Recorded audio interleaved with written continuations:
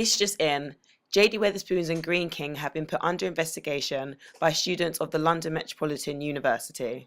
JD Wetherspoons, a public limited company, is a well-franchised brand of pubs with over 700 public houses, started in 1979, also owning the chain Lloyd's Bar.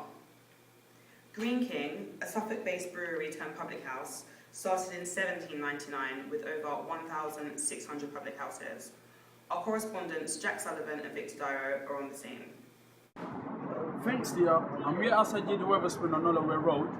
With more than 80 new pubs opening a year, JD Wetherspoon is still one of the UK's fastest growing companies. An outbreak of pub and restaurant chains takeovers by the UK's brewing giants has set the pace into the dining out market. This led to speculation that JD Wetherspoon too was being eyed as a takeover target. In order to stop this threat, JD Wetherspoon quickly stepped up the pace of pub openings, announcing its intention to open an extra 350 pubs throughout the year 2001.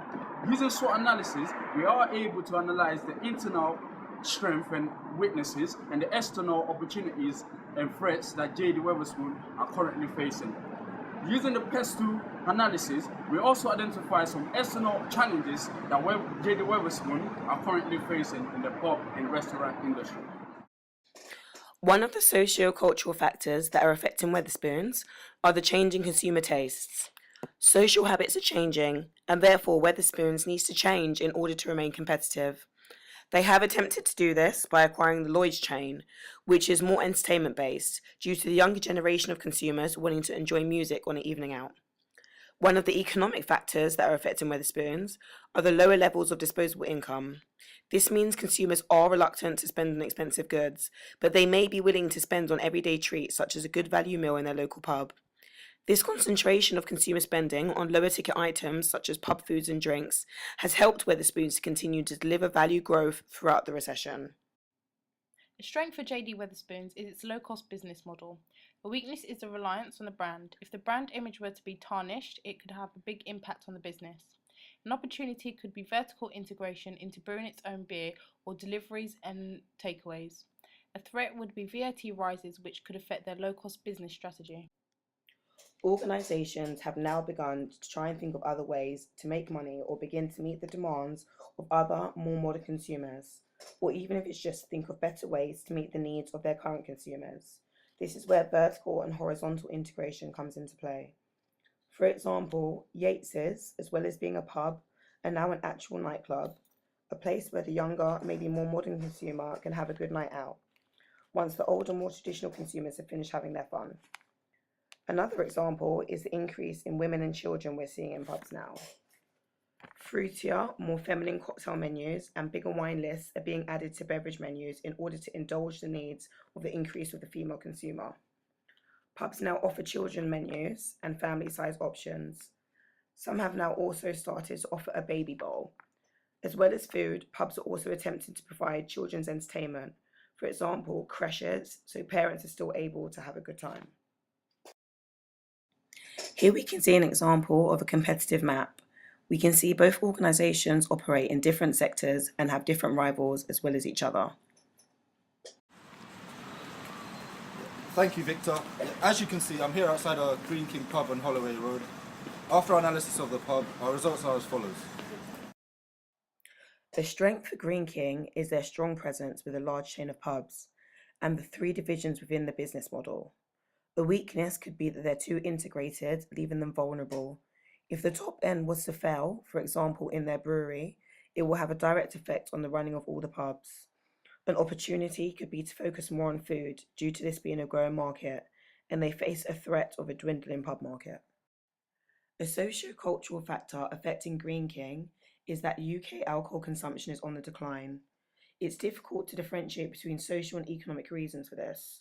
Research does show that beer consumption is in a steeper decline, averaging 2% per annum since 2009.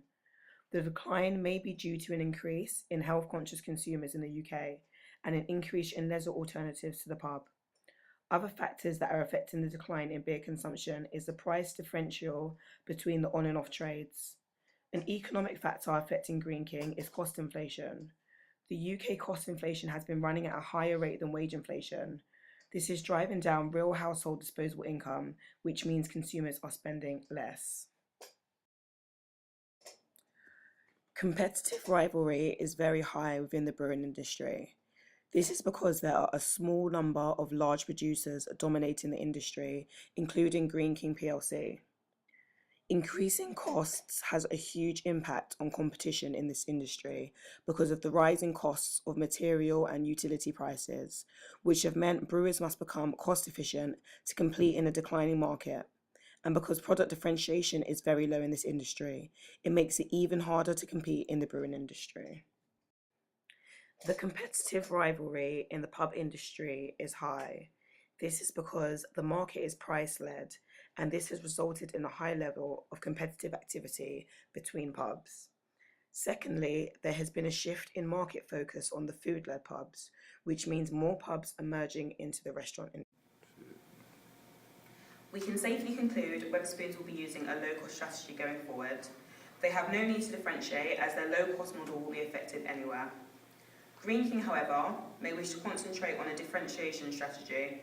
Wetherspoons have a uniform within their pubs, which can be both a positive and a negative. Customers who enjoy the design features, such as decor and pricing, may become loyal to the brand and be happy to use any of the 700 pubs throughout the nation. However, if a consumer decides Wetherspoons is not to their tastes, then they're not likely to stop at any Wetherspoons no matter where they are, because they know that they're all the same. Green King, however, have a fresh and more basic decor throughout their pubs. They tend to have different names, owners are able to set their own menus and their own prices, and so on. Green King mainly focuses on just supplying the beer. Green Kings have more opportunities to localise, which means this can help to drive up revenue. For example, a Green King in an Italian community may be able to serve Italian food. This will help to attract consumers. A Wetherspoons will have to keep to its set menu.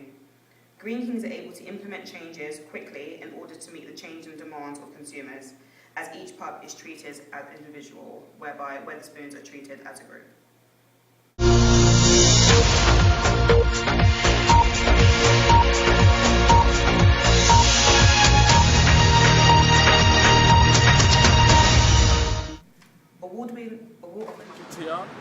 I'm here outside.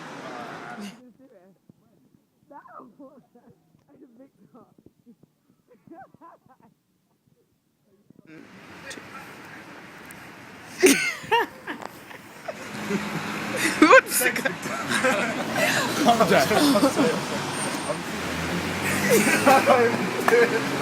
down.